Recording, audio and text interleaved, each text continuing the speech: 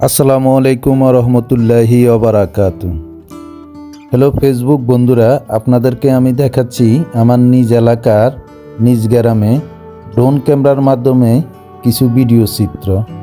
Drone camera যখন উপরে উঠায় তখন শুধু গাছপালাই দেখা যায়, অন্য কিছু তেমন দেখা যায় না। তারপরেও আমি কিছু সুন্দর ভিডিও চিত্র ধারণ করছি, আপনারা দেখেন, দেখতে থাকেন, ভালো লাগলে শেয়ার দিবেন।